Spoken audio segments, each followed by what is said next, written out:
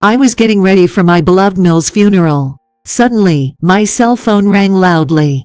Never come to the funeral home. Go back to your parents' home in the countryside now. What? I was puzzled, but I headed to my parents' house as I was told. Later, Tyson informed me about Marin, his despicable estranged sister. So, Mom's gone, huh? How much of the inheritance am I getting? It is unacceptable that she would try to prey on mother-in-law's inheritance. I made up my mind to fight against such a sister-in-law in order to defend my mother-in-law's honor. After a fierce verbal battle, that sister-in-law ended up behind cold, dark bars. I'm Sylvia, just an ordinary housewife, living a blissful life with my salaried husband, Tyson. Apparently, many women struggle with how to get along with their husband's family after marriage. Especially between the wife and Mill, there are often nasty squabbles. I was one of those with that messy impression. But fortunately, I have an unencumbered marriage in that side as well. Yes, I got along well with my husband's mother, Pamela. For instance, Sylvia, how do you like this cardigan? Thought it might suit you, so I knitted it. For me. Thank you. Lovely color, and mother-in-law, your knitting is so good. Glad you liked it. It's getting chilly, so take care of yourself. Yes.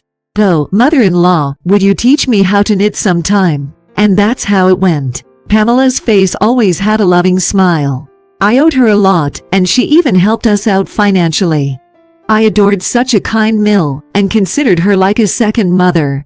But then, Sylvia, Mom passed away in the hospital. I learned of Mill's passing just the other day. Shocked by her death, I couldn't eat for days. Yet, this was a reality to accept. Looking back, Pamela had terminal cancer for years and was on chemotherapy.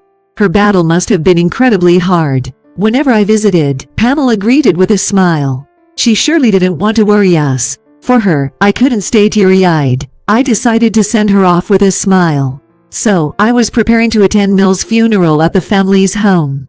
Just then, ring, ring. My phone on the table was ringing. Curiously, it was the family home's number. Maybe Tyson, who went ahead for preparations, forgot something. I casually picked up the phone. But then, Sylvia, don't come to the funeral home. Go back to your parents' home in the countryside now. Tyson's frantic voice blares from the smartphone. What? You want me to go back to my parents' house? And why are you in such a panic? Sorry. There's been a little incident at the venue. I'll fill you in when we meet up. Naturally, I was baffled by Tyson's words. What could he possibly mean by trouble? Moreover, I'd never seen Tyson this shaken before. All right, just calm down. I'll head to my parents' place as you said. Take a cab. I'll be right there too. See ya. With that, Tyson hung up.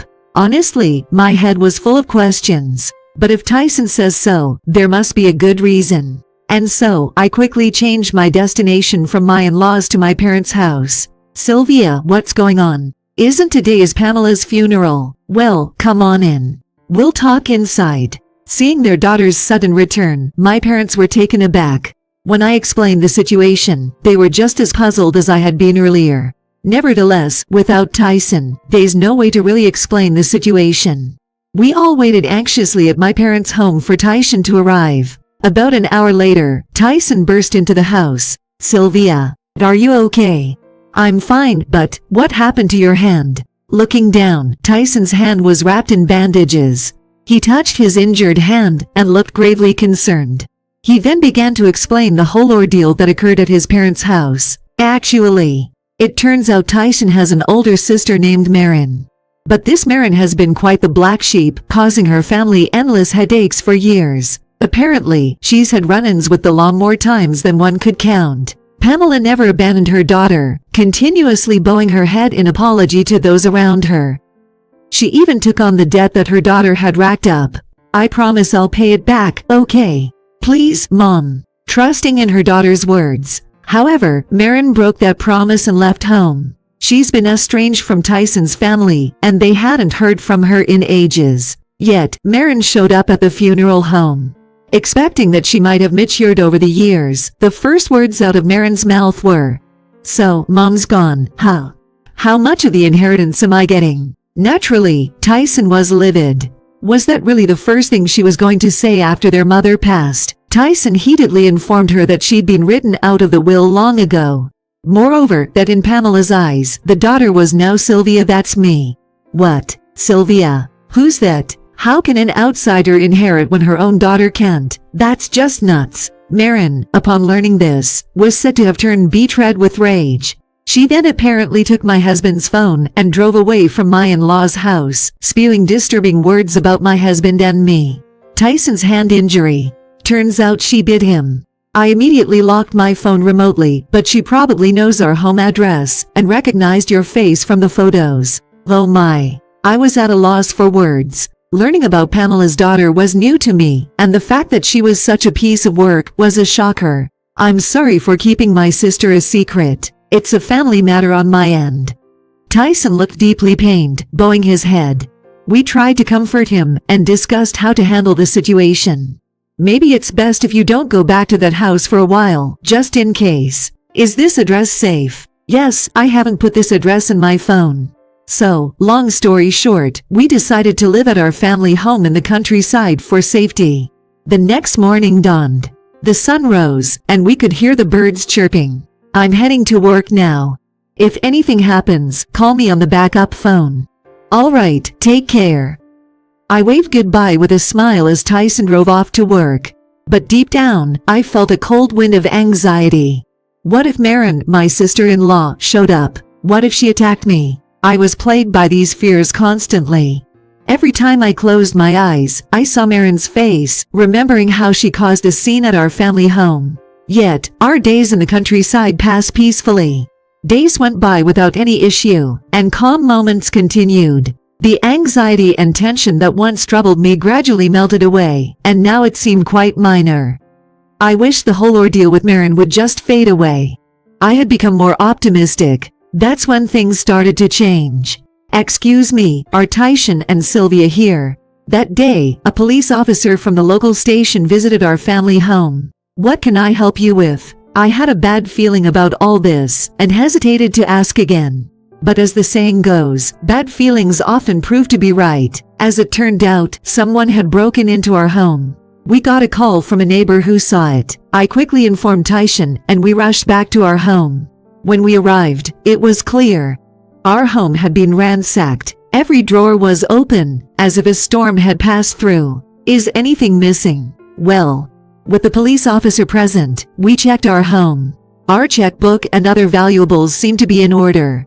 However, some cash, around a few $100s, that we'd kept in a dresser was missing. By the way, according to local inquiries, neighbors claim they've seen a suspicious woman several times in the past few days. This woman was apparently shouting in front of our house, yelling things like "come out and pay me back." Tyson, do you think it's? Most likely. I'm pretty sure it's Marin. Tyson nodded as he looked into my eyes. We explained to the police about the recent altercation with my sister-in-law. The disruptions at my Mill's funeral, the stolen cell phone, and my husband Tyson's injured hand. The police response was relatively smooth. Probably because we had reported the cell phone issue to them in advance. After that, we were taken to the police station for further questioning, and only managed to return to our family home at dusk. The burglar was soon caught. It was indeed Marin. According to the police, after committing the crime, she audaciously stayed at a hotel nearby. She was reportedly caught while nonchalantly receiving a massage from room service. Of course, all those expenses were paid with the money she stole from our house. Although she admits to the crime itself, she denies the allegations of burglary. I'm not sure about the details, but it seems matters aren't so simple when it's an inside job. In any case, we were called to the police station once again. We were escorted by the officer and led inside a room. And there she was, a brunette woman, sitting on a chair with a disgruntled look. Suddenly, she exclaimed in anger, "Hey, Tyson. I can't believe you'd do this to your own family." Marin showed no signs of remorse. Actually, it seems she didn't even think she did anything wrong. I bet she maintained this attitude throughout the police interrogation. According to her, she didn't enter the house with the intent of burglary. She came to discuss her inheritance, but had no choice but to break a window to get in because we were not home after repeated visits. As for the stolen cash, she said it was just necessary for her to stay nearby. In other words, everything was our fault. Such impulsive, self-centered reasoning. To think such a dangerous person held a grudge against me. I shudder to think what would have happened if I had bumped into her when I was alone. The thought sends chills down my spine. Meanwhile, my husband Tyson and his sister were having a fierce argument. After all these years you show up and pull this stunt, and give me back my smartphone. Yeah, I'll return it. You locked it right away, so I couldn't use it much. Just like you. Besides, family is family, right? We cut ties with you a long time ago, including our mother. So, the inheritance isn't your concern. That's the thing. Why would that old lady leave money to someone else's daughter instead of her own? Don't you dare speak like that. Before I realized it, I had shouted out loud. I couldn't stand her disrespecting Pamela. Marin, glaring, replied with annoyance. You're that Sylvia woman, right? The one who supposedly snatched away my inheritance. I didn't snatch anything. I just what? With those words, Marin loomed over me. Embarrassingly, I was intimidated by her piercing gaze. The words I intended to say got stuck in the back of my throat. Seeing this, Marin snorted triumphantly, looking pleased. At that moment, the police officer present cleared his throat and intervened. All right, calm down, everyone.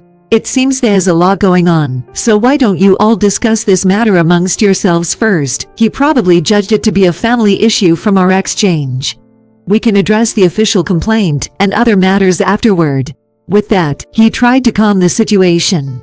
Later on, we decided to have a formal meeting at Tyson's parents' home. In a tatami-floored guest room, my mother-in-law's relatives gather around a large table. Breaking the tense silence, Marin spoke first. If you divide the inheritance with me, I'll let bygones be bygones. You should thank your generous me. Marin's audacity was as evident as ever. Well, it's to be expected. A person who has not changed after more than a decade cannot possibly change in just a few days.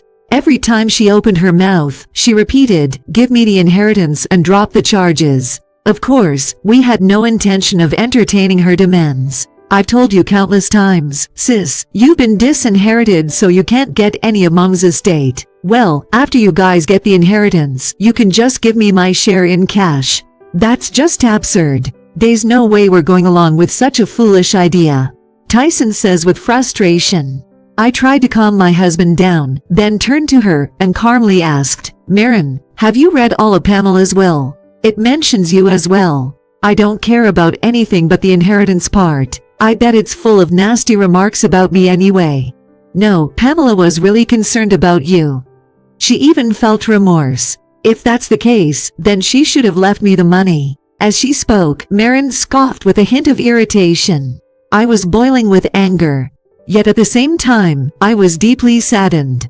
She seemed to regard her parents, especially Pamela, as nothing more than convenient tools. I think the reason Pamela didn't leave you any property is because she realized money wouldn't change you. Without waiting for Marin's response, I continued. I can't give a single cent of Pamela's money to someone as despicable as you. You've got some nerve, especially coming from someone not even related by blood. I don't need lectures from someone who disrespects family ties. Confronted by me, Marin seemed taken aback for a moment. She then turned her eyes sharp and glared at me as if in a huff. It was an ugly, terrifying look. But this time, I couldn't look away. There's nothing more to discuss. Please leave. Saying that, I locked eyes with the domineering Marin for a moment. Eventually, whether out of rage or fear, Marin lunged across the table trying to grab me. Instantly, she was restrained by my husband and other family members present. 10 minutes later, she was forcibly dragged out by arriving police officers. She continued to swear the whole time, but by the time they put her in the police car, she was completely demoralized and had her shoulders slumped. Later on, I heard that Marin ended up in jail. Our report was officially accepted. Word had it that Marin had a significant debt from loan sharks. It probably explains why she was so obsessed with Pamela's inheritance. Regardless, she was doomed to a life unlikely to see the light of day again. It's like she never really knew her mother's love. She brought this upon herself. We were reflecting on the recent events in our long-neglected, now clean home. Lighting a candle in front of their Mills portrait, Tyson remarked, "I was surprised to see you confront her so boldly, Sylvia. When I read Mills' will, I knew. In fact, I had reread my mother-in-law's will the day before my discussion with my sister-in-law. Come to think of it, I never really had the time to give it a thorough look." The will was filled with Pamela's passionate sentiments, almost like a letter. Each and every word she penned down inspired me deeply. She always cared about her children. Not a word of resentment, just pure concern. And she bravely set forth, wishing for our happiness as a couple, as she departed for the heavens. She probably wanted to do a lot for her real daughter. I gripped the cardigan I was wearing, as if hugging it, tearing up as I remembered my mill. Just then, my husband, Tyson, tried to comfort me. "Sylvia, would you knit something for me too?" "Yes, sure. I'll show you some knitting techniques passed down directly from my mother-in-law." I smiled, wiping away the tears at the corner of my eyes. I intend to make good use of her inheritance. From then on, I made a solemn promise to live happily, also for Pamela's sake.